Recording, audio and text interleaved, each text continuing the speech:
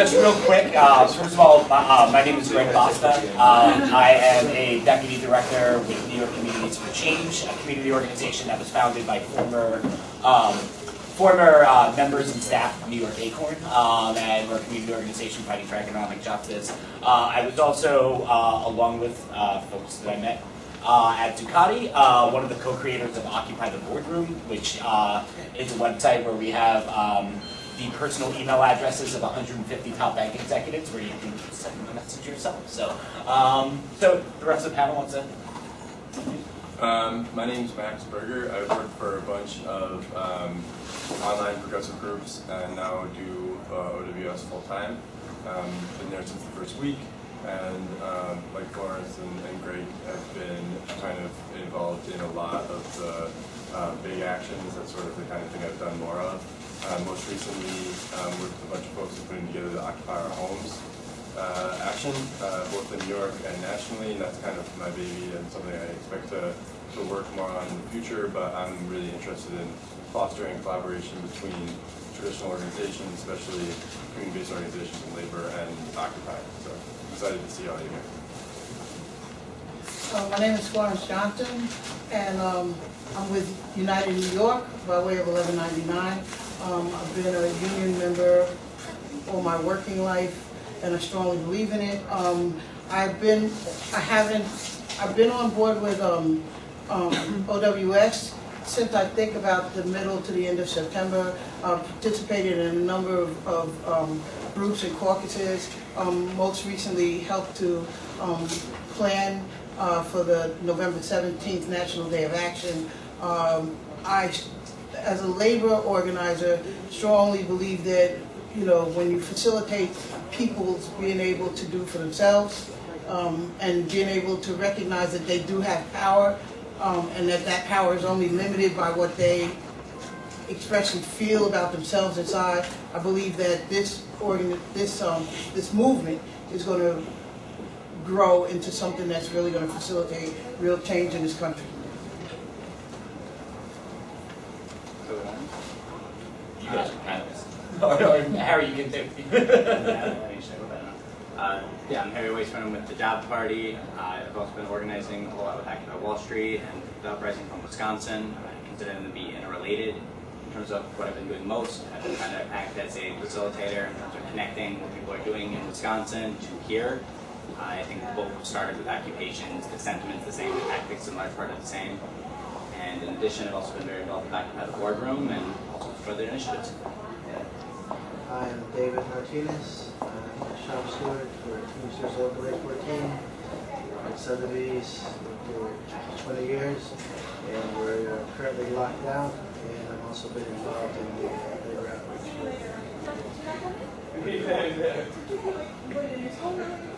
How's everybody doing? My name is Julian. I'm also an art handler at Sotheby's that's been on a picket line for 5 months now.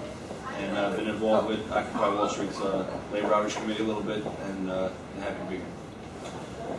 All right, so I wanted to get started with a question for Max, because I know Max has got to run. But I mean,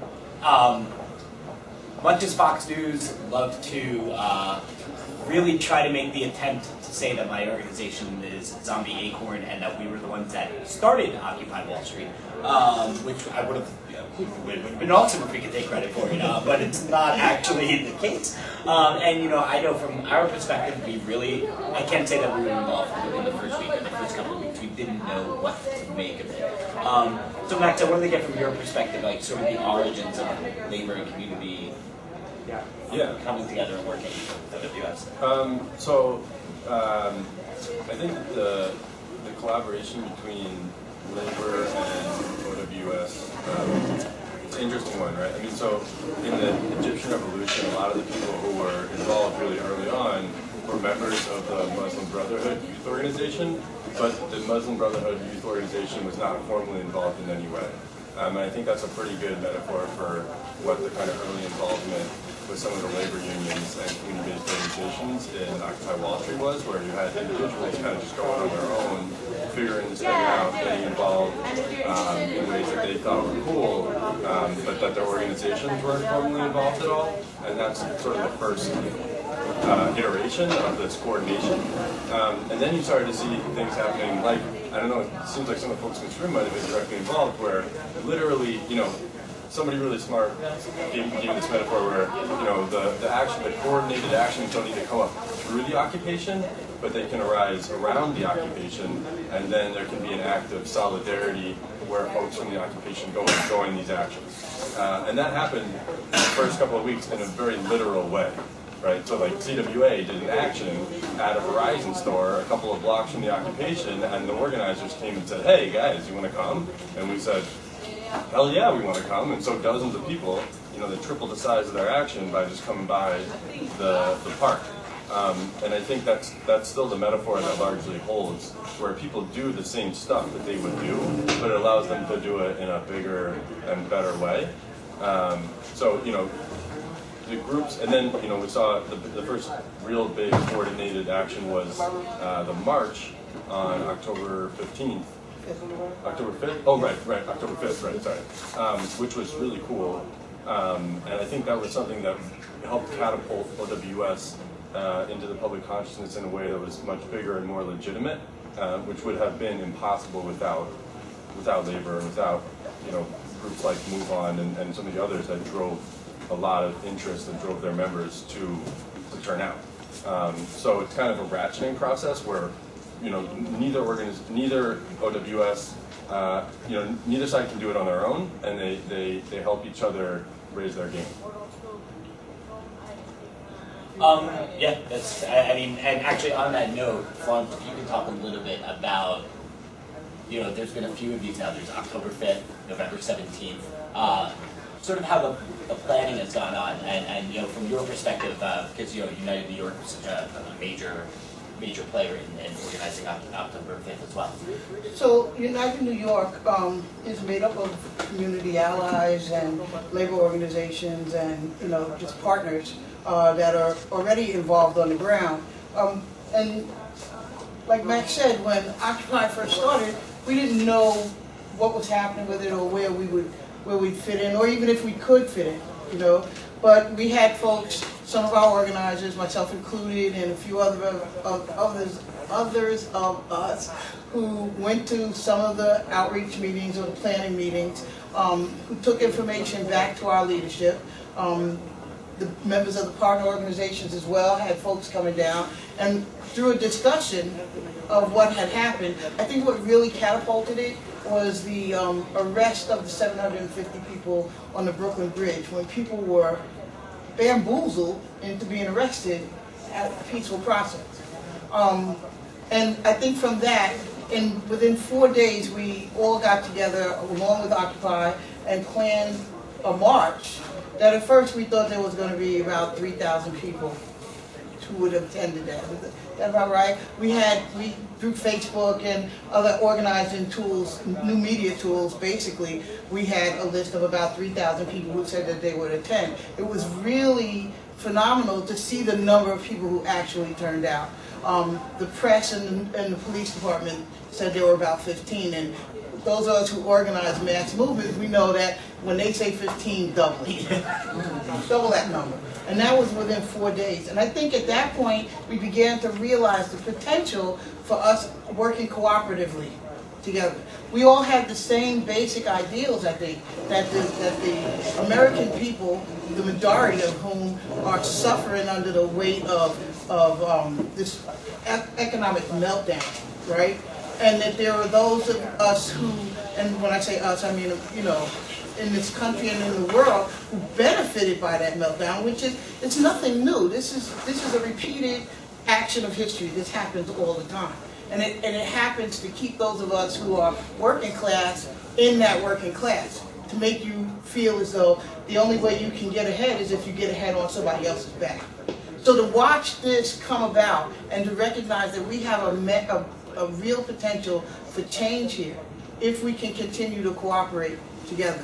The community organizations and the labor organizations and Occupy, we all have one goal. We have different ways of doing it. We have learned a lot from Occupy as to how to go about mobilizing folks. And they have learned a lot from us. What we have to continue to do is work cooperatively. We're not going to always agree, and we're not going to always want to do some of the things that each other will want to do. What we can do is what we can do, and what we can't do, we should be honest about and continue to grow from. Yeah, I think that shared learning experience. We had done Stephen Lerner and I had a discussion earlier today talking about like establishing a culture of fear within the banks and corporations, and a term that somebody brought up in the panel that I just absolutely love, which is redistributing anxiety on our side. And I do think that is already naturally happening from the learning experience that's going, that two-way street between Occupy and labor and community groups. And sometimes we've just seen moments where Occupy has just sprung into action on a different campaign like this. And Dave and Julia, I wanted you guys to talk a little bit about what you guys are going through. Yeah, well, I'm thinking about what he had said, made me think back on like the origins of the thing for us. I read an interview with Graber. I don't know if you guys remember this guy, David Graber, a while back. And they had like this meeting down in the Bowl, and we were locked out on August 1st, right? So their meeting was like the day after, the day before, so that the original inception to go into the park, at least the meeting they had there was the same time that we got locked out. So I know it was on our minds, we were busy, trying to organize and get ourselves on the ticket line. And very early on, like, was it in the second week maybe, while we were out in the picket line, there was a disruption in the auction room, right? And we knew from September 22nd. That's when it was. Yes, and the occupation started on the 17th. Okay. So we knew from the doorman who filtered the information, they told us that some people were making disturbances in the auction. And I did it myself. I didn't really kind of put two and two together. Like these things have happened, over the years. It's kind of this has happened with Sotheby's. Like every once in a while, there's like a disgruntled client or a family who'll be outside with a sandwich board for a month or something, or things like that have happened. Then I finally, wait, they must be doing this for us. You know what I mean? So that's how we found out about it. I knew, just through the media or something, that they were in the park, but then I was like, oh, wait a minute, those are those people in the park. So then we said, well, let's go down there. And the funny thing is, what you mentioned, my first experience when I went down to the park the first day, I'm down there, I think I had my jacket on or whatever, and I heard someone say, hey, David, let's go down here. And who I turn around is a guy who used to work with us as a temporary worker at Sotheby's 10 years ago, was now an iron worker, and he was like one of the original guys to start establishing the labor table there with the helmets and stuff. So that's we took off from there. We sort of went down there and sort of established a presence and started trying to, and then we got involved in the outreach committee. I mean, I think that our collaboration with you guys has been a really instructive kind of example of the way that this can work if it goes well. Because we're able to do some of the things that you guys can't, but it creates an amount of space that you guys can step into and kind of pushes the boundaries of what's possible. And I think that that's something that Occupy always has to continue to do, is to be that kind of front guard, like push it back and create more space, and then membership organizations, community-based organizations, unions can come in and say, all right, like let's use this space, like let's fight for more, and I think it's a great example of that. Let me just say something real quick. I like what you had said about the redistribution of anxiety. I mean, really, that's sort of what we're running a corporate campaign, and sort of the concept behind winning this thing is that you will produce in the board of directors of the company the idea, because we're locked out, right? The idea that is, they have anxiety. This is like overbearing on them psychologically. This got to stop because we got to get back to business as normal. So I think that's a good concept. And I don't know if we've obviously 5 months. I don't know if we've produced that feeling in them enough. Yeah. Well, and on that note, I mean, it sort of kind of leads into the biggest collaboration that I've worked on, because I'm part of the communications team for our New York City Labor Community Coalition, which always means that when all the fun actions are going on, I'm in a communications room, not seeing any of it. But a friend of mine, Austin Gatsk, who at the time was working for Align, which is New York Jobs and Justice, and I, when we knew that the National Bank Day of Action was going on October 15th, we were like, man, there's like, on all our Facebook pages, every one of our social media streams, like there's so many people that are just they're like, listen, I don't live near any major Occupy, I'm not near anywhere any of these bank actions are going on. Like, what can I do to get involved? So we started talking about it, and then we started talking to a couple of people that Austin had met at Zuccotti, and it was like, we know a researcher that can find Jamie Dimon's personal email address, and we know, like, we can find Lloyd Blankfein's personal email address.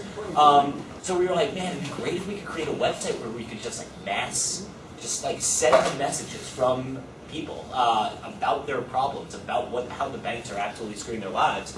And we're like, yeah, that's awesome. And then we're like, oh, we don't know how to design a website or anything, so like we don't have those skills. So Austin just sent an email to the OWS Google group, and within 12 hours we had 5 web developers, web designers that were all like, yeah, I'll do it. I mean, and this was planning for October 15th. We started this at like October 10th, and it was like, can we get this website up and can we get all these things out? And we just kept getting more and more volunteers to work on it. I mean, we had the coder for the website at one point sent an email, and it's somebody who I've never met in person to this day, and we're still working on growing Occupy the Border, but he had been doing all the coding for the website, and like October 14th, he was like, just to let you know, I'm going to go to sleep for 6 hours because I haven't slept in 3 days. So like, I've been working really hard at getting this. And then we reached out to, like, now we have to get the word out and get these emails generated to the bank so we can get them going. And, I know from an organization, like, where I really think that Occupy has influenced us in such a great way in community groups. Usually you do a collaborative effort like this with other community organizations where you're talking about sending out emails, and the response you get is, it's my list, or like, I'm going to grow my list. I'm not going to do anything with you. Is it going to help our list? And not this time around. I mean, we had 60 organizations throughout the country. I mean, not just in like big cities where big actions are going on. We had organizations in Montana, Colorado, Utah, Idaho, that all got on a conference call and were like, yeah, we're going to get these out there. And just like in a week, we had like 8,000 personal emails like sent to bankers that it's funny because Olivia set it up with tracking, so it's like we can actually check, and it's like, yes, Jamie Dimon actually did open his emails today, like, and he actually did see these emails and he's getting them. And then just to make sure, we of course hand deliver them by throwing paper airplanes of the letters to the Bank of America headquarters. And NYCC member Mimi Johnson read her letter with a General Assembly outside of JP Morgan Chase headquarters, while hundreds of Chase employees are standing at like the balcony watching us.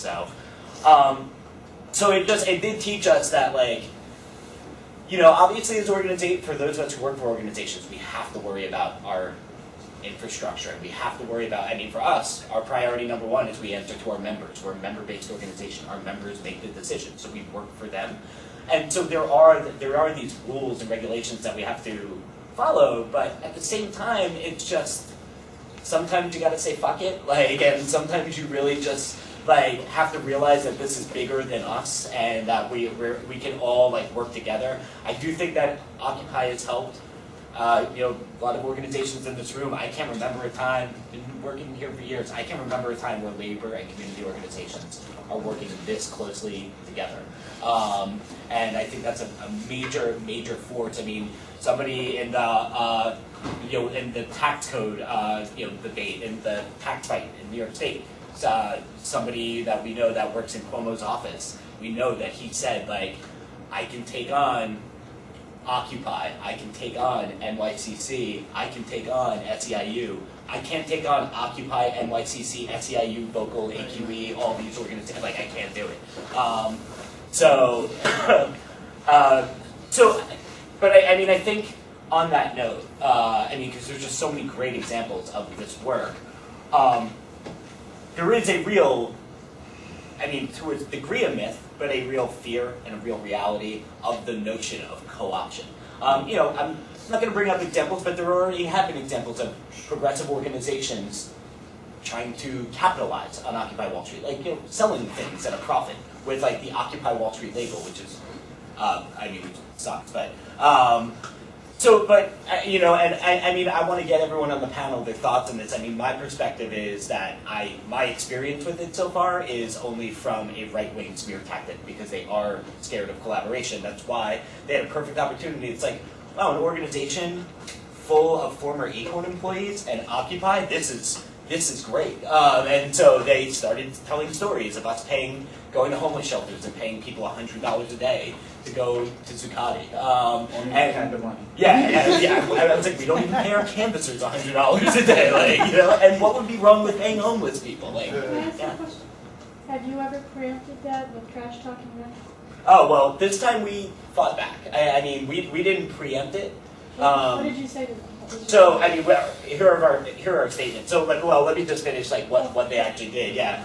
So I mean, they did news article after news article on this, like for 2 weeks in Fox News, New York Post, FoxNews.com, just saying basically that we started it. And it's really great because if you look at like Andrew Breitbart's website, it's amazing how afraid they are of Occupy, because you'll have one article about Occupy is just nothing but this chaotic mess of criminals and drug addicts and homeless people and all this, and then the very next article is Occupy Wall Street is an AstroTurf movement of SEIU and Acorn, like build it, and it's like, well, is it both? Like, is it both like, you know, this like chaotic, like violent, like, you know, situation, or is it a AstroTurf movement? So they can't even get their message right. I mean, to answer your question, like we actually, you know, it's someone who lived through the Acorn attacks and like really the worst 6 months of my life where like we're laying off staff and it's just absolute bullshit that's going on.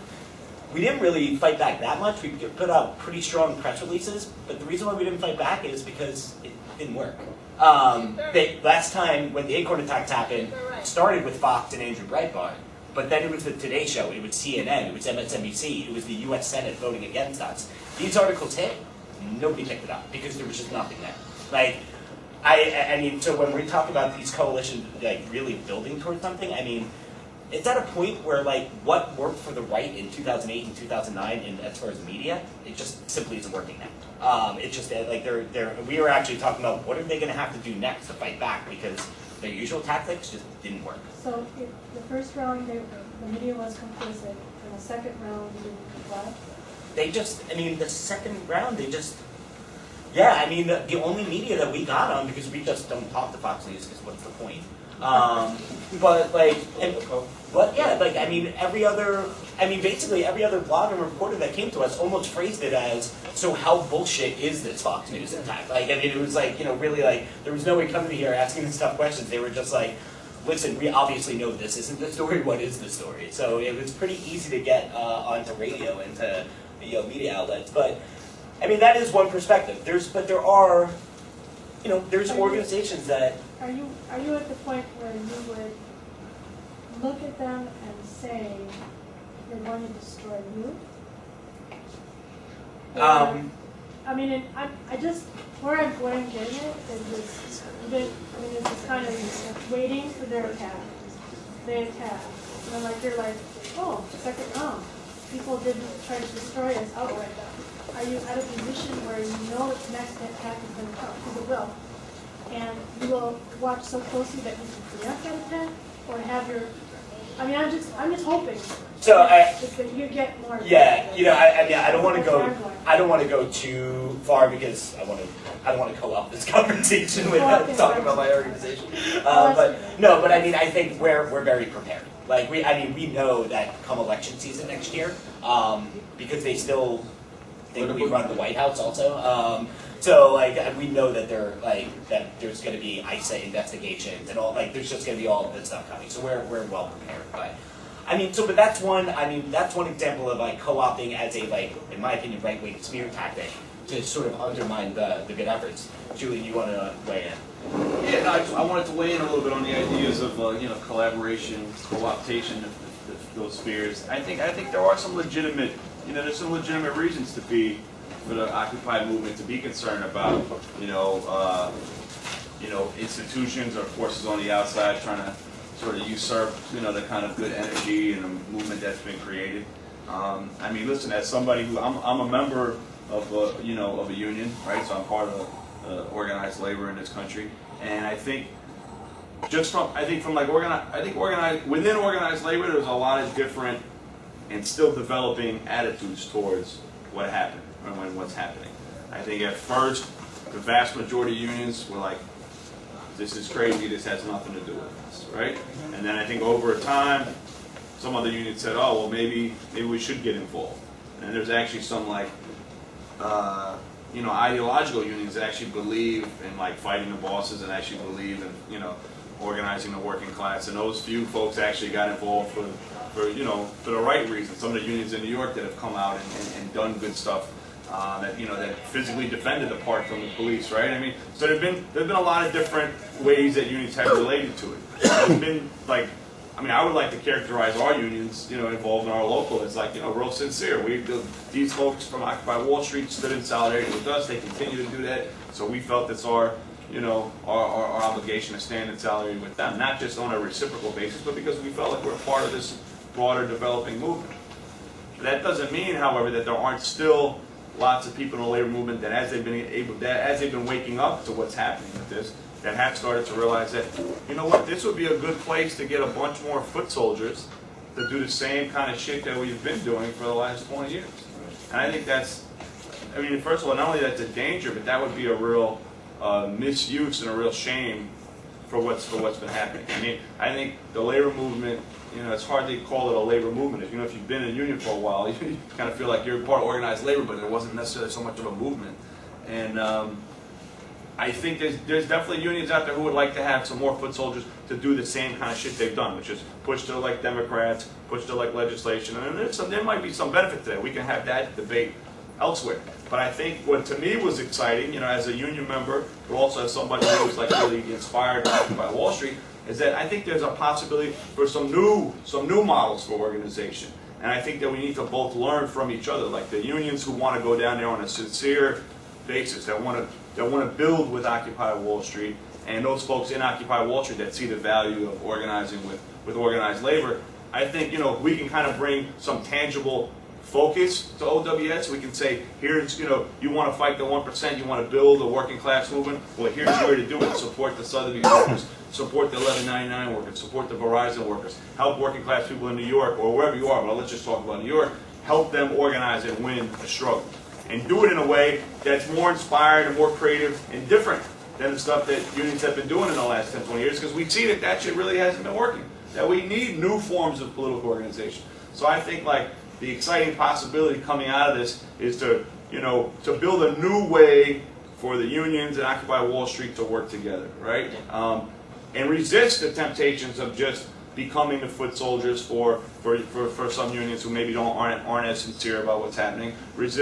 Resist folks from the Democratic Party who are going to try to, you know, push a lot of this momentum into just re-electing the same Democrats, and actually move this into a new terrain where we're talking about more fighting, more militant unions and more militant community organizations that are, you know, fighting foreclosures, like I was saying before, fighting foreclosures and fighting for good contracts for working people. And that's how I think we should measure the success of whatever new organizations come out of this. I mean, I don't know if there's going to be actually new organizations or just organizations that have been around now working together on a higher level, on a stronger level. Probably both. Yeah, right. But I think all of that is tremendously positive and hopeful. But so that's kind of how I would see some of this landscape in terms of there are some threats out there for being co-opted or for being sort of, for the energy of this movement being misguided. But I think there's a tremendous potential in coming up with a new way to run a better labor movement, a better working class movement, and also to give Occupy Wall Street some continued existence, because there's no park anymore. So what do we do to keep our thing going? So that's just a couple of thoughts. Yeah. So I just want to say I love that, and I think that points to a lot of things that I think from an Occupy perspective that we talked about, and that it's important to kind of communicate out to organizations, because, you know, in some ways what you're talking about is it's like this transactional versus transformative thing, right? Like, you don't necessarily go in there. There are transactional components of it, like, okay, we'll show up to your event, you'll send us some stuff, like when we need it, or, you know, you'll come out to our stuff, and that's important. But in some respects, like, what's really momentous about this occasion, this moment, is that we have finally an opportunity to change the tide, to shift the tide, which has been, you know, since the 60s or the 50s, working people in this country have been doing worse and worse and worse. And Occupy Wall Street that's what it's about at the end of the day, right? So if you want to really change what's going on in America, it's going to take not just all of us working in tandem, but many, many more people who have not been a part of the struggle getting engaged. And so I think one of the things I try to tell folks at organizations when they ask about like how to do the things that you're talking about, it's like you have to do things that are scary, right? You have to, because all these organizations, like they're the good part of the system of power, but they're still part of the system of power, right? And the share that like, you know, that unions consist of within the overall economy has been shrinking and shrinking and shrinking, but the opposition hasn't been increasing, right? Like what this moment allows us to do is to leverage like the folks in these organizations who are radicals, or maybe that's not the right word, but who like really want to push. It gives you an opportunity to say, look, these guys are out there putting their bodies on the line for us, you know? Like we can't be out there negotiating in the same way. We gotta be out there fighting in a different way, you know? And it's gonna be a little bit scary to people, but that's like what it means to actually fight and take on power is to scare yourself a little bit. And I think that that's what this moment inspires all of us to do, is to push in a whole new way.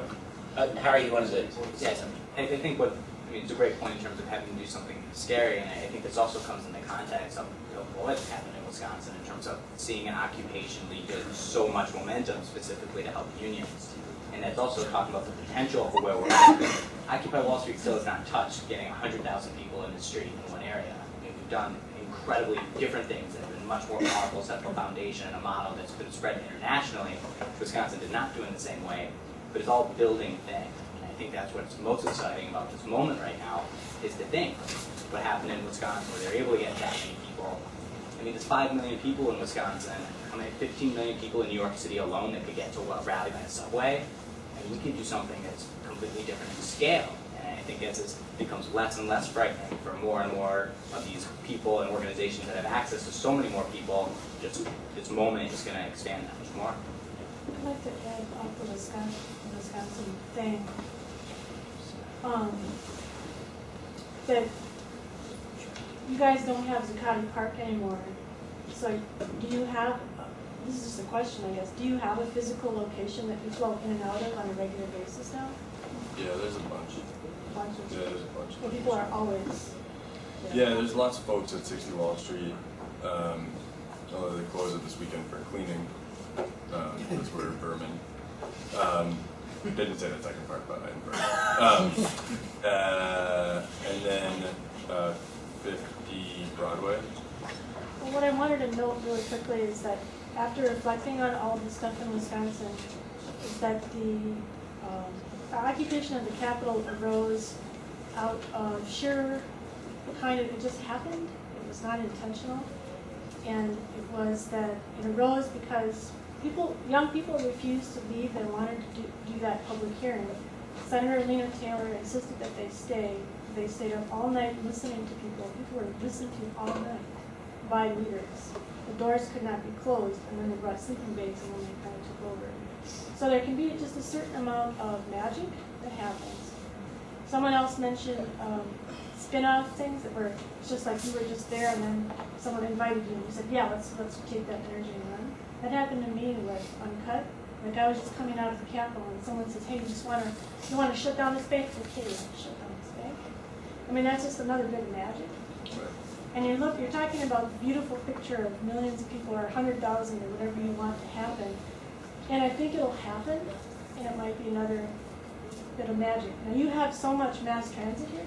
I don't see why you can't do it. Oh. And the final point I want to say is that in Wisconsin, if we were really trying to completely shut down something, we would have, instead of going to the Capitol, taken all of our old cars, driven them to various interstates, parked them, and walked away. That's scary.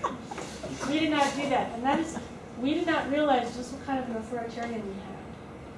So you may do incredibly frightening things and still run up against the wall, and still have to do something even more frightening. But I've been told repeatedly that photograph, us 180,000 strong, has inspired people. It's kind of like a shot of the Earth from the moon, and how that blew people's minds. And so I think you're going to make it. I guess it's just a note of encouragement. Like I keep on learning this.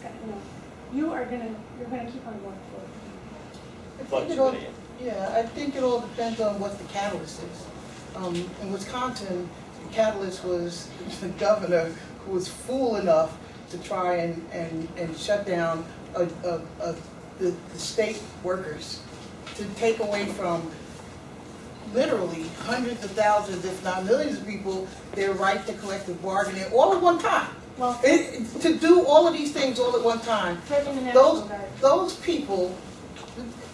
those people's livelihoods, their lives were threatened. Because when you take my health insurance away from me, when you take away my right to bargain as a union member, right? When you all of a sudden you're just going to come in and steal this from me, that was a catalyst, and it moved all of those people. We haven't had that kind of we've had little actions done by a mayor, done by bosses, but nothing that momentous to make that kind of an action happen. What we did have was 750 people on a bridge, right? Who got literally bamboozled. Those people thought they were walking across the bridge with the police. Anybody who was here and got caught in that? With the police escorting them, and found themselves in the middle of the bridge being arrested.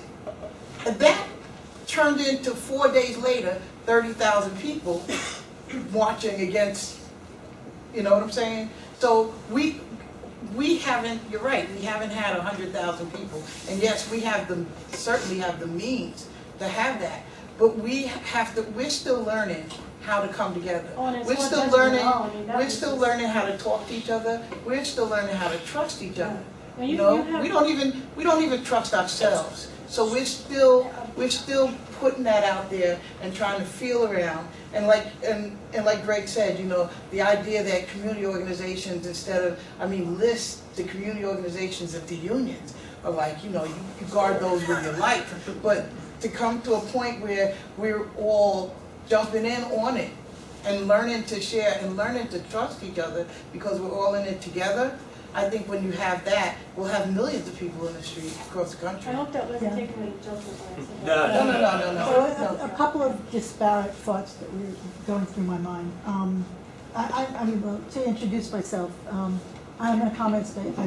I teach at John Jay College, and I work with the PSC. I'm an organizer, and I'm also the Upper West Side council organizer with Move On. So that's cool. Anyway. But a couple of disparate thoughts that come through my mind. One is that in order to get really large numbers of people actively engaged, there need to be different levels of conflict or consequences. That's one thing. Another thing is, I think it makes a difference. When we've ended up with conflict with the cops, it got on the news, right? But whether it gets on the news and it makes other people like, I'm going to get those sons of a bitches, I'm going to get out there, or it's like those are troublemakers, really has to do with how that confrontation happened. And I think if it's confrontations over real nonviolent resistance, where people are not provoking the cops, not making statements towards them, if you're stopped from doing something that is your right of assembly, that's one thing. But if people are trying to get themselves arrested by doing things that are provocative, that is not going to get other people angry at the cops. It's going to get people not wanting to come. I remember at the rally around Times Square, right?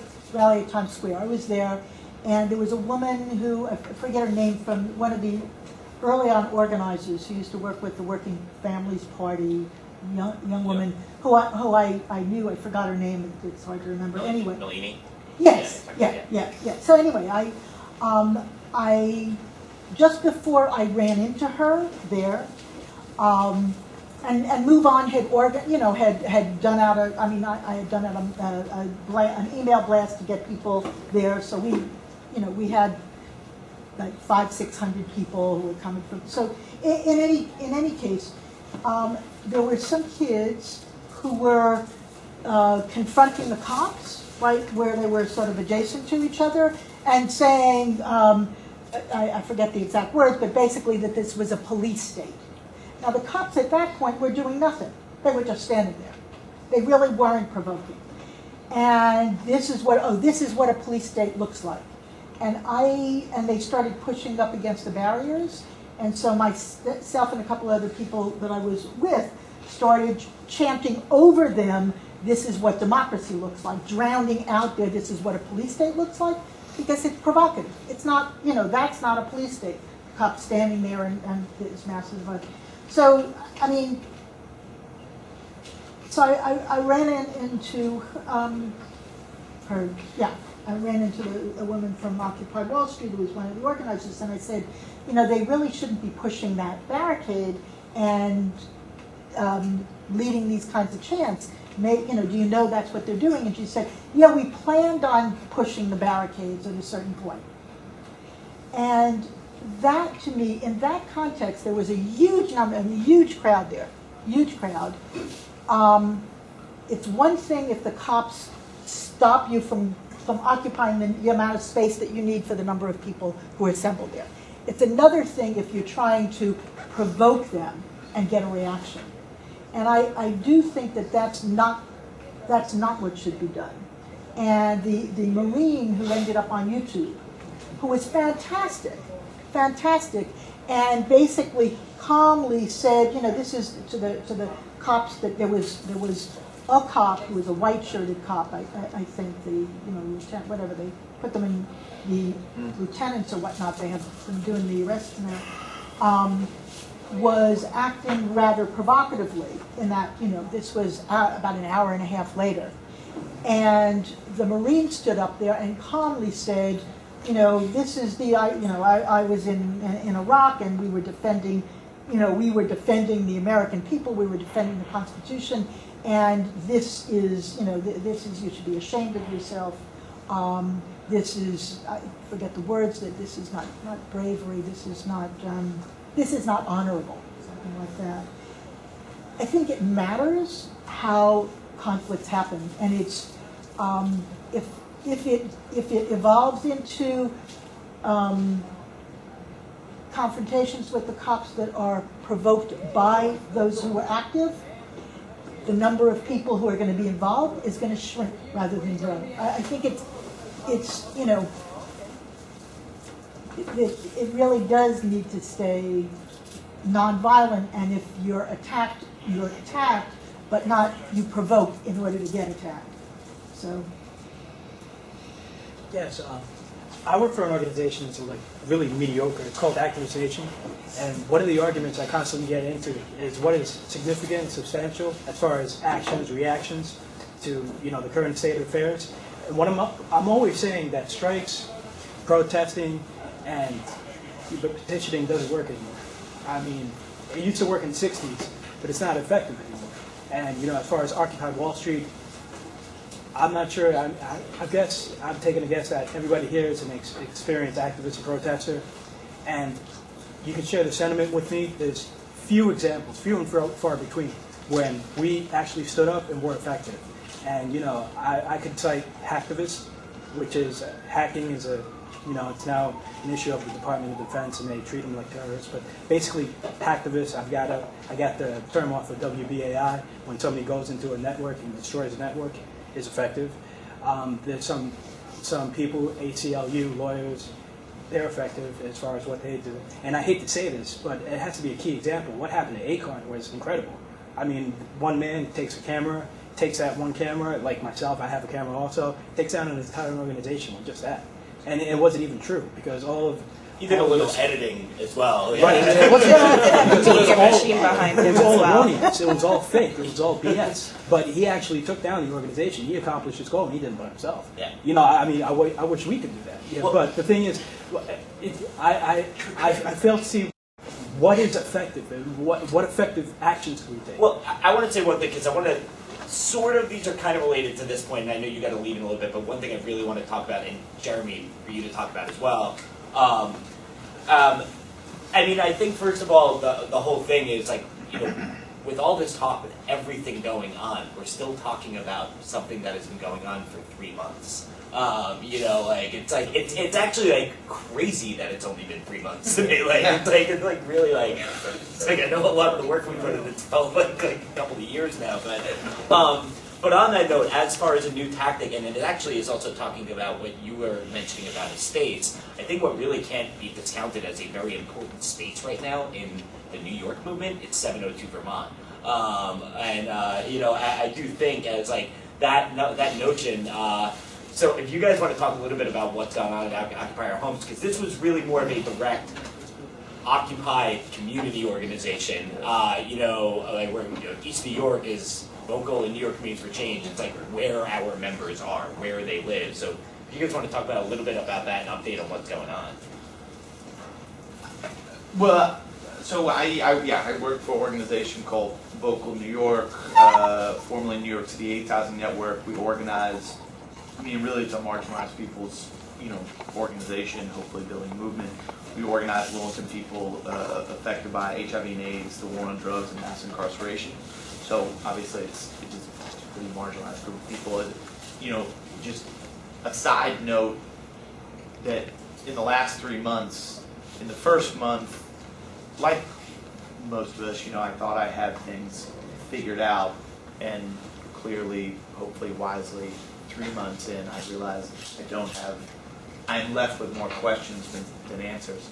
I say that because, you know, I think a lot of us are quick to have answers, and it's a good point to remember it's 3 months, and to just step back and think about, you know, what do we really know? What are the questions we really have? You know, so we think about how to move forward. That's a pretty vague statement of mine, but I think that's important, like thinking about how did this come together? What did happen? What's happened?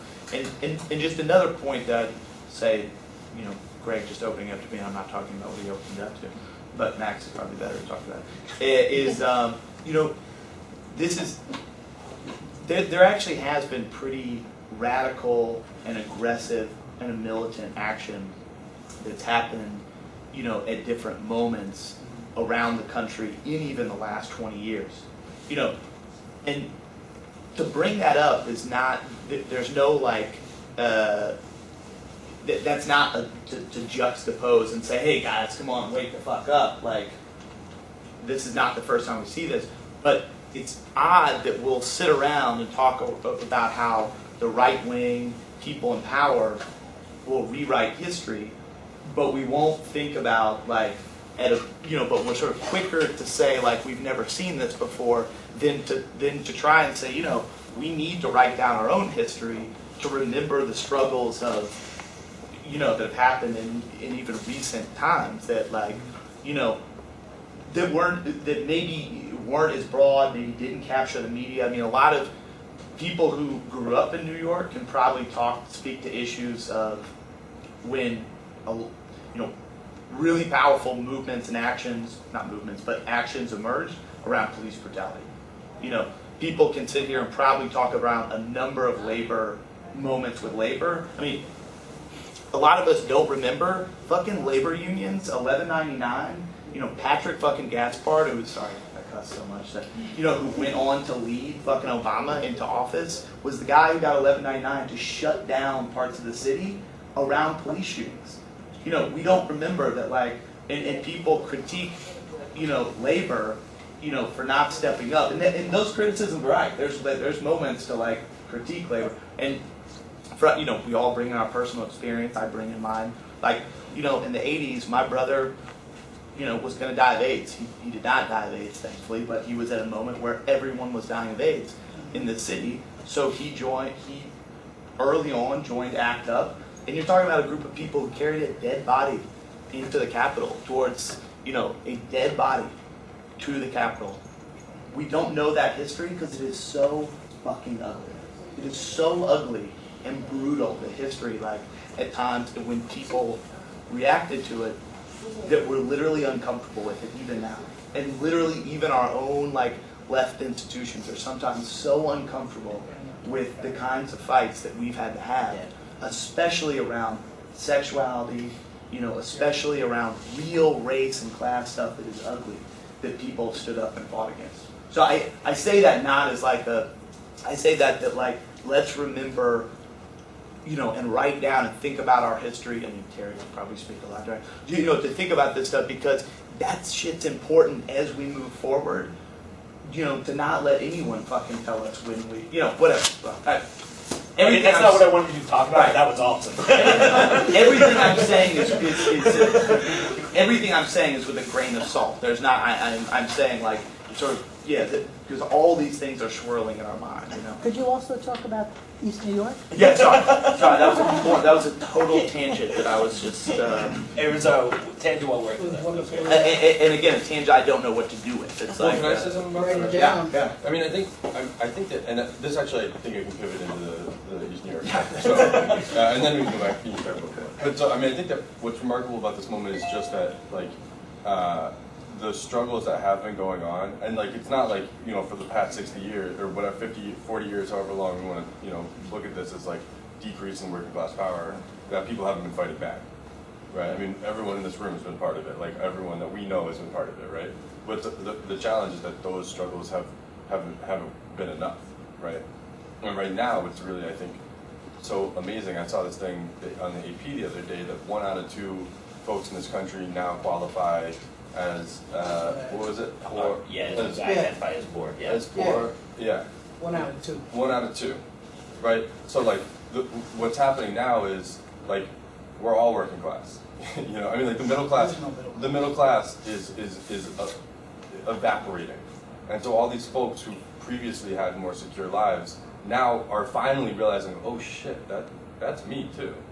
You know, so these struggles that had been marginalized, right? That even within kind of the progressive movement, right? And even like the labor movement, you know, those things were like marginal to like the larger movements, are now looking at those kinds of, that kind of action and that level of resistance and saying, we need to do this now. You know, like it's all or nothing. Like, we really have our backs against the wall, and if we don't start pushing back, you know, in the way that those folks have been doing, that like no one was really giving any credence to, we're going to lose the whole ballgame.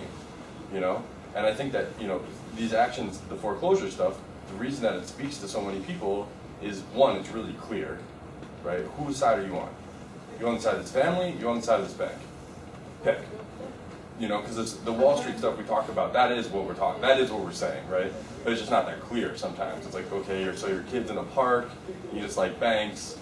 Yeah, do it. But you know, it's like, oh no, there's a family in a house. Should we throw them out and let the bank take it, or should we keep the family in the house? And I think that's, you know, in terms of next steps for the movement, it's things that make our message more clear and bring in new audiences. And what the foreclosure stuff does is it allow us to reach out to people who are on the front lines, who have been on the front lines for a long time, who this whole economic collapse has been happening for the last 40 years. It's not like it just happened over the last 5 years.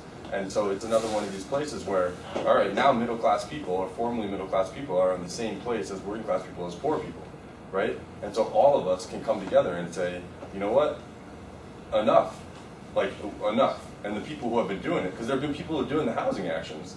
You know, we didn't come up with that. Like, you know, Acorn did it in the 80s. Occupation's been doing it for the last couple of months. Take Back the Land's been doing it for the past couple of years. You know, and so what it's about is like lifting up those struggles, learning from those people, putting them out front, asking them to lead, and then saying, look, now we're all in the same boat with you. We will follow. So I don't think we should think of those struggles as like as separate or marginal. I mean, they're kind of like what led to where we are today. You know, they teach us what we can do, and now we can all be a part of them. But I just hope that we all are learning from what Vocal is doing in Brooklyn. Because, Jeremy, I heard you speak not only to the people who've been displaced out of their homes from the foreclosures, but the folks who've been marginalized, the AIDS victims, the people of color who've been marginalized in this country forever. And I hope that this movement, I see it as an opportunity for us all to come together, have the conversation, and move forward together. But my biggest fear is that when it's all said and done, when the middle class, middle America is returning to the middle class, when the economic crisis for them is over, where will that leave the people who've already been marginalized for the last 40 years? I'd like to see some real change happen, and I have a vision that can happen through Occupy all over the country, working together with organized labor who's finally realizing that its members, I mean, you know, I'm an 1195 member, right? And so a lot of our members are low-income earners. They're immigrants and people of color, right? But my brothers here, a lot of your members don't look like us. And I'm not saying that you're not doing and that you're not realizing what has to happen to move us all forward. I just hope that those people who haven't been marginalized, right, and are now in this movement because they're drowning, right, will stay in this movement once they have realized, once they begin to come out of it. Because they will come out of it before those marginalized communities. But I hope that they will stay in this movement and move us all forward. That's what we need to do, or else we're all going to find ourselves back in the same position. Well, and I should just give the background, because the very quick thing that Max is talking about is, you know, National Day of Action 2 Tuesdays ago. Yeah, it's the 6th. The 6th. There was a National Day of Action to occupy homes, to, you know, go back and liberate homes and take back homes. Stop and reverse foreclosure. Stop and reverse foreclosure. Yeah. So in East New York, you know, it's kind of a collaboration from OWS, New York Communities for Change, and then to be honest, Vocal got involved very late in the game. And it was, you know, one of our staff members who actually I'm meeting very soon to talk about more of the policing stuff that we're working on, who's, you know, he's been homeless most of his adult life. He's a full-time organizer with us now, but because he's the breadwinner for his sister and her 2 kids, his 2 kids and their mother and 2 kind of dear family friends. So he's just like, there's no one in his circle that has really access to anything. They're almost all homeless. So he's not able to probably, you know, get housing for himself. His Tasha and the 2 kids were living in a foreclosed property in the Rockaways. So they became the sort of family to go in and take over this home in East New York, to demand that the property get, you know, turned over to a community organization to run as a mutual housing trust, and to be able to have Tasha and the 2 kids have a place to live, a quality place to live. Yeah, and just a little bit of national context on it. We had 50 different actions in 30 cities, including weird places like Chattanooga and Petaluma and, you know, Austin, Texas, and all this stuff, which is amazing, you know, because this is something that is impacting everywhere in the country. And it wasn't just these kinds of move-ins. Like this was in some ways like the hardest kind of action to do, where you take a family that was homeless and put them in a house that didn't have a family. We also did things like eviction defenses, shutting down foreclosure auctions, and tagging foreclosed properties so that people, you know, kind of raise awareness. So. Yeah, and I'll get just one more quick thing. I mean, there's no neighborhood that has more members than that, like where we have more members at NYCC than East New York. And you know, when there were some threats about the cops possibly moving in, to move them out, so we sent our organizers real quick, started talking to our members and talking to everybody around the block. I mean, we talked in a couple of days to like 300, 400 people in East New York, right around 702 Vermont. We did not talk to one person that said they didn't think it was right that somebody was moving into this property. Not one person. It's amazing. Yeah. I mean, it's really amazing because I think it's like it's a risky. That's risky on their part. Like that's bold. You know what I mean? To say like, yeah, sure, let's have a bunch of crazy white kids come in here and bring a bunch of cops with them. Like, yeah, that's you know what I mean? Like we're super into that, and yet that's, you know, every single person we've talked to has been like, right on, do it. So. Julian. Yeah, I wanted to follow up and respond kind of to the stuff that Florence was bringing up about sort of where we're at as a movement, where we're at as a union movement, and this idea of like, you know, more marginalized folks and working class. I mean, first of all, I mean, I just sort of never really liked the concept of middle class anyway, because I think that's just originally been a distraction to get you to think that there's a middle ground, because there's really bosses and workers, and you're usually on one side or the other. I mean, not that most of us don't know that. I'm just, but you made me think when you're talking about, you know, when this. You said like when this economic situation gets better, right? Or if like people who are in the more privileged parts of the working class now, if they're only kind of starting to wake up now because they're realizing that their shit is now going to get as bad as everyone else's, and if their shit returns to where it was, that they will stop acting in solidarity with more marginalized folks who have always been fighting the fight. I think that's a tremendous issue. And I mean, like and as far as like what our shop looks like. I mean, most of the workers in our shop are people of color, and a lot of them are immigrants, but they're folks who have had it good for a long, long time because of the union, right? So they might come from even some of those more marginalized communities, but they're the few folks in there that have had this really good union job for years. Now our company, even though they made a ton of money, is going out of their way on this kind of like, you know, real ideological mission to destroy those conditions and push these mostly, like I said, mostly people of color in our shop, black and Latino. It was mostly like black New Yorkers that started the union in our shop, but trying to push us down back into that marginalized part of the working class, back into poverty. And so, I mean, so that means one, it's a hell of a fight, but also means two, it's an opportunity for our co-workers, for us, to start making those broader connections. You know, that this is not just about keeping the Teamster rate at $20 instead of going down to 18. No, this is about the future of good jobs in New York, and to start to realize that, you know, we need to stand in solidarity with foreclosure stuff.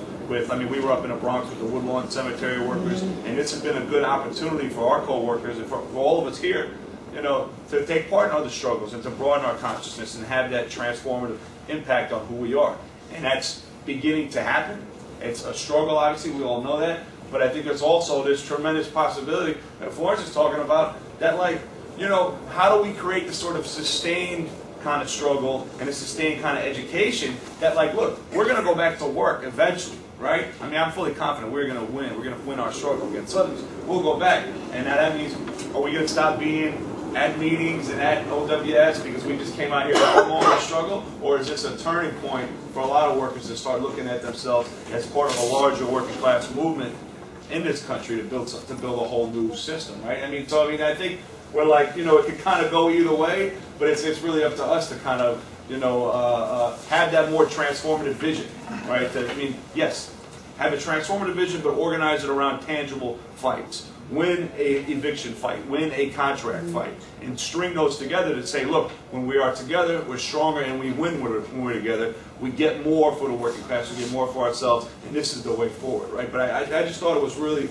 kind of a great, you know, thing that you mentioned, because it's a real pitfall, and I think we need to be, you know, aware of that kind of stuff. I'm stop talking. I'd like to pick up on that thing about sustainability. I've been trying to bring people together around issues in the Asian American community, particularly in Chinatown. So just Thursday night, we had a march. A guy named Private Danny Chan got shot in the head in an army base, 19 years old, in Afghanistan. He grew up in Chinatown. His superiors admitted having harassed him and beat him up. The military has not completed their investigation. They won't do that until the end of February, and the parents are hanging out there and not knowing what to do. The community, the local Chinatown community picked it up, and we had a 400 or 500 people march on Thursday night. I got it passed by the GA, and we tried to get people out there. Unfortunately, it was the same night as 702 Vermont. And so we had some people from OWS, a few people from POC, people of color group that I'm a part of, and but certainly not enough. And we thought we would, even though that was so many things happening that night, the last week has been crazy, as you all know. It's still going on. You know, I thought there would be a better response. Luckily, we had some posters made and a big banner, so it looked like OWS was all over the place. That was nice. So the news picked it up. I think NBC picked it up and mentioned it a little bit. And so I mean, what brought me here was the idea of all these Asian American nonprofit organizations that have started in the 60s and 70s when we were all on the street. And now I'm having a hell of a time to get them here. You know, how do we get these nonprofits here? But anyway, that's another story. And let me try to finish this line, is that the idea of reaching out and getting other communities here and broadening our struggle and getting to know each other, finally crossing the color line and being able to understand where our communities come from, that this isn't new. This has happened to a ton of Asian kids over the last 20, 30 years. And nobody knows about it. This one didn't get covered by the major press for several weeks. New York Times, he got killed in the beginning of October. New York Times didn't do anything until the end of October. Only then did it become a scandal that, oh, we better cover this. Only the Chinatown people, only the Chinatown papers knew about this kid. So, you know, it's hard for us, for a community like this, to let you guys know what's happening in our communities. You know, when I first came to Chinatown more than 30 years ago, I could get lunch for $1.50. Today I can get lunch in Chinatown for $1.20. No, excuse me, $2.50. Today I can get lunch in Chinatown for $2.25. And that's a full lunch. You know, a full lunch. So things are consistently like this in our communities, the people of color communities. This is normal. This is normal. This is what we live with. This is what people on the streets are like. And yet we have trouble getting out there, and people have trouble coming here. So I just passed by the immigrant march. You know, I can't do everything, but you know, there's a lot of friends that I have working in the labor movement, in the Asian community. We weren't there. There were no Asians, damn it, organized in that movement. How the fuck come? You know? Anyway, we haven't crossed enough lines. We haven't developed enough broadness. But what I'm saying is that what I wanted to get to is this flyer. And this flyer is talking about sustainability. And this flyer is talking about, okay, we're out there pointing our finger, which is a very good tactic, of course, at the enemy, the 1%. But there's a lot of people in this movement. This is one of our OWS flyers from some group that's saying, okay, we won't really be able to win.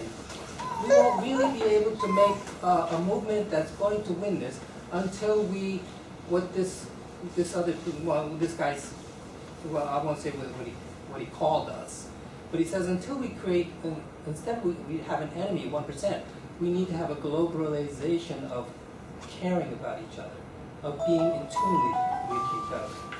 So within Occupy Wall Street, we have a group that I'm a member of, which is called the Elders, you know, but there's also a group called Spirituality or Wellness, and I was amazed to hear the news. There was some article, I think, in, what's that newspaper? The one that copies everybody's news. Metro. No, not Metro. Huffington Post? Huffington Post? Yeah, Huffington, right? About a week ago, one of the guys from the Wellness or Spirituality group came to the GA and said, okay, let's take 9 minutes of silence. And actually everybody agreed. Everybody agreed. The whole GA agreed to do that. And people came out of it and say, gee, wow, this was a great moment. This was wonderful for all of us. And then of course, they went on with all their business till 11, 12 o'clock at night, right? We need to unite this effort to make material gains for our people with whatever you want to call it, this kind of spirituality, which I think will tune us in to both African culture, Asian culture, and other people's culture. And I believe all white culture originally comes from ethnic roots. Ethnic roots where you're real people. Yeah, you know, you guys don't have to copy us. We're all Africans. You have your own beautiful roots and culture and family. And until we can relate to each other this way and get past the corporate bullshit that's been handed to us, I think out of love we will create a new world. We won't create a new world just attacking the 1%. I'm really glad you said what you said. With regard to spirituality, with regard to the place, the heart, the art, whether you have the park or whether you have the Capitol. This key says Our House on it. It's a key that had, there was some, when we got locked out of the Capitol, some jewelers created they handcrafted a booth. A beautiful like piece of art in itself. And they had all their jeweler tools. And they said, come up here and we'll give you a key to our house. We want you to hold on to it. Oh my God. People were just like gathering around and shoving money at them, you know. And they didn't have a place to take any money. They'd say, we don't really want your money, but if you want to give it to us. They were angry. They were just shaking with anger to be locked out. And they wanted to do what for them made sense. They're jewelers. They make these keys. And I was so touched. And I've been carrying it around. And you'll see someone else in Madison who has it, and they'll be like, oh, your key. People take a picture of it, they put it on their Facebook page. I mean, what is that? That's spirituality that we can all embrace and can be really, really different. And it's very, I think it's very important to talk about. You know, as I said, I mean, on that level, I said it earlier about labor and community organizations. I mean, I started working at New York Acorn in 2003, 2004. There was not much solidarity among a lot of different organizations. It was like, I mean, and I'm saying personally, I actually think one of the criticisms of New York Acorn and Acorn nationally was that we didn't play nice with others, and it caused a lot of tension between us and other organizations. And I really do think it's been one of the most inspiring things for me, where and now it's like every couple of weeks I'm back in a big room somewhere in Lower Manhattan with Vocal and Make the Road and Working Families Party and almost every union in the area and Community Voices Heard and Alliance for Quality Education. And you know, all groups working where Alliance for Quality Education is working on you know, school budget cuts and things like that. We're working on foreclosures and getting PCBs out of schools, but we're all coming together with all these shared values, all giving each other support, you know, in how we're going to all turn people out to the same actions, how we're going to help each other out on social media, getting the word out. You know what, this isn't my campaign, but I will get this out to our people. Like, you know, like we want to get it involved. And I mean, I think that unity that's going on, you know, it needs to. It's still not enough, and I think that's to serve your point about, like, you know, it continuing to expand. You know, in our conversation today about scaring the banks, you know, Stephen Lerner was talking about how, like, there are some in more mainstream organizations that are like, listen, the movement's great, everyone's doing good work again. Why doesn't it just stop now? Like, I mean, there actually is that belief among some people, and it's a belief that to me is just like, that's crazy. Like, that's just absolutely like the worst idea possible. But I do think it is in the future. I mean, there's going to be a balancing act, right? I mean, you know, Olivia and I talk about this, and like, you know, we do a lot of the communications and social media for our big labor community coalition, and sometimes it is frustrating where we're doing all this work for this coalition, and then we're like, I don't even know if I work for New York Communities for Change anymore. Like, I don't know if we do it. And there's always that balance. We always have to go back to our job. Like, somebody's got to go back at a community organization at the end of the day to do payroll. And, like, you know, to do all this stuff while we're doing all this. But that being said, it's like tough shit. That's going to have to be a problem because it's a problem worth having. As we have more organizations getting involved and more people getting involved. Particularly, what's one of the main criticisms that you've heard that the right tries to do about the Occupy movement? Oh, they say it's about the 99%, but look, it's all white. Well, I mean, 702 Vermont's in the middle of East New York, and with a ton of our members and vocal members. And so, you know, people who go to label Occupy, it's like the beauty of Occupy is that everybody can get involved and everybody can do something. And that's a major, major component of labor and community organizations actually collaborating and not having to worry about co-opting.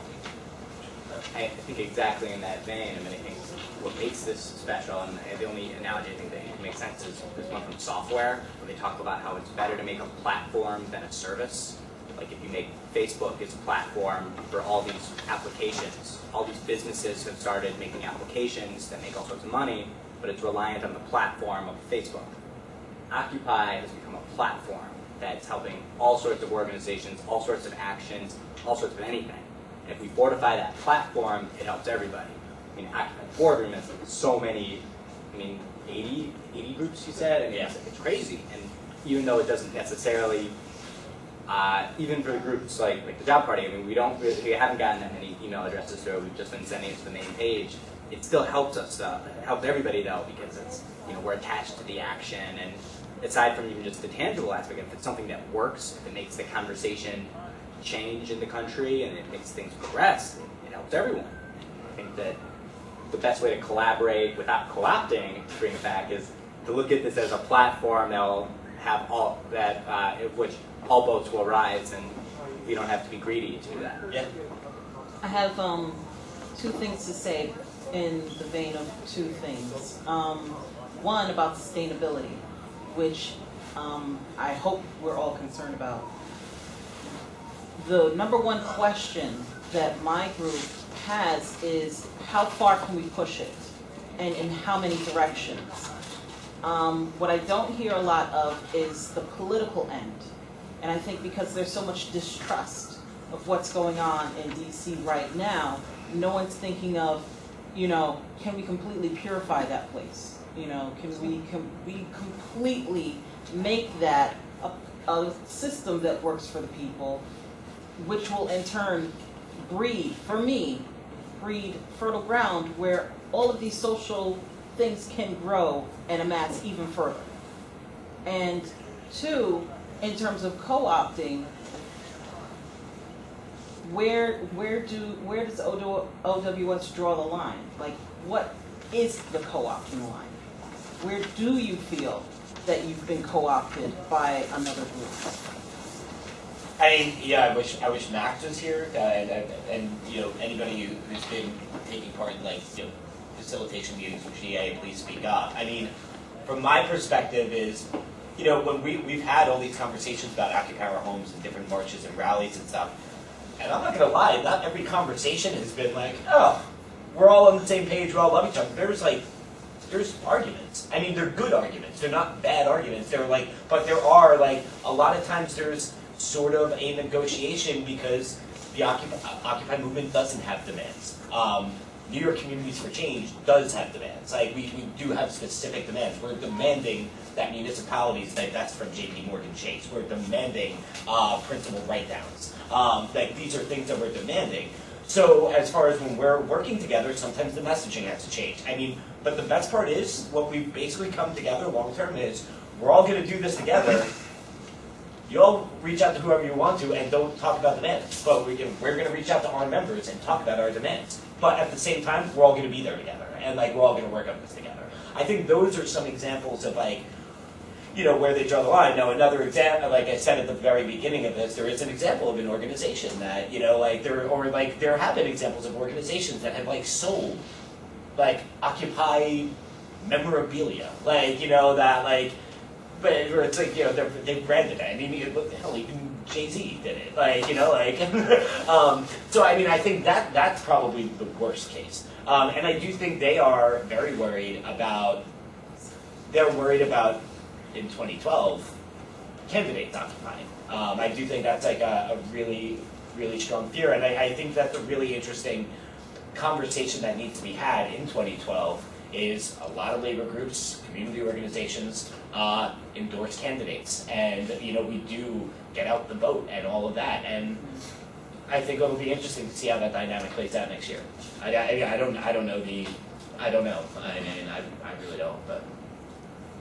That was exactly that merchandising notion. I wanted to bring this up. I resisted the urge to send it around to everybody and see if it annoyed them. But Democracy for America, DFA, was sending out their holiday gift items was a 99% T-shirt, and that kind of followed I think Howard Dean, who's the founder of DFA, came to New York and was giving a speech kind of related to his ideas about Occupy Wall Street. That was in the headline of the speech, and it was a $20 fundraiser as well.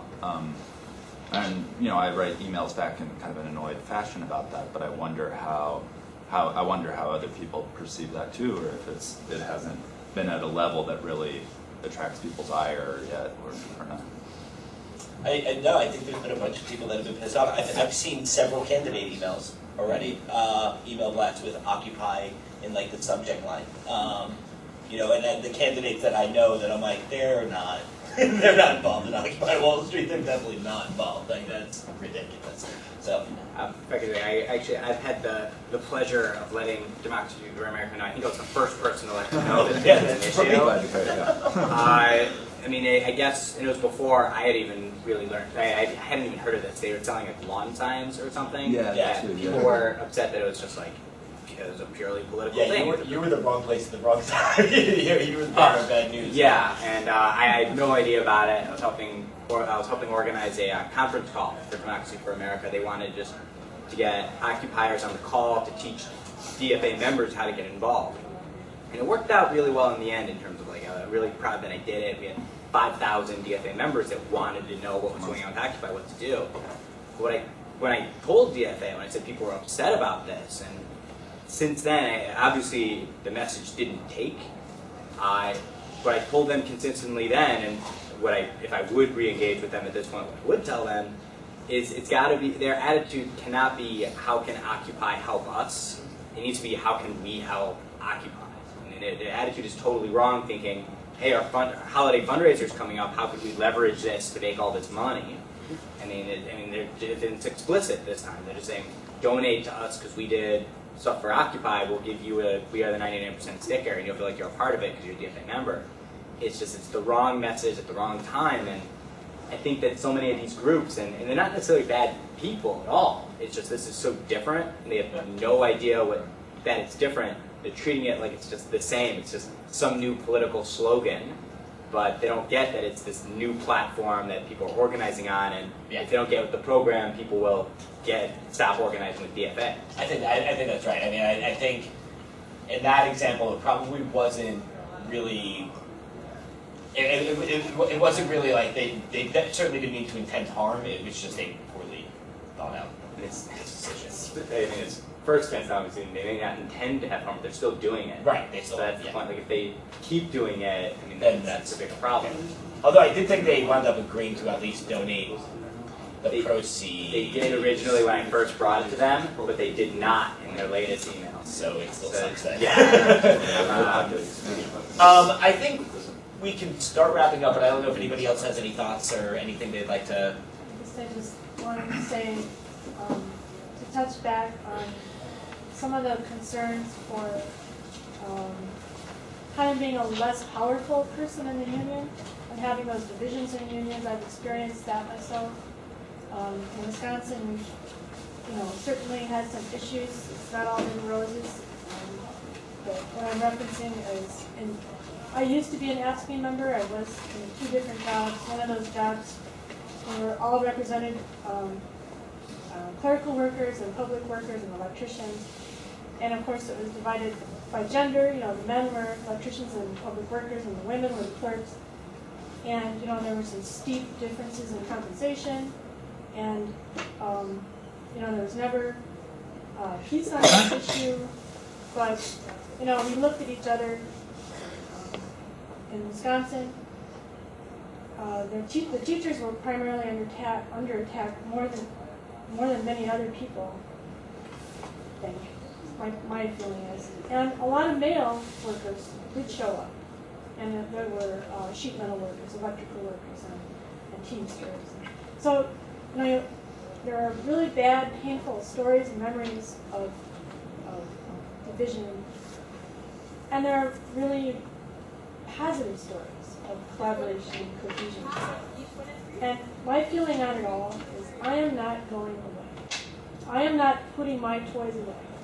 If you wrong me, I will confront you very kindly and directly. And I want to work with you, and I want to keep my power, and I want to gain power from that other person, and I want to be together.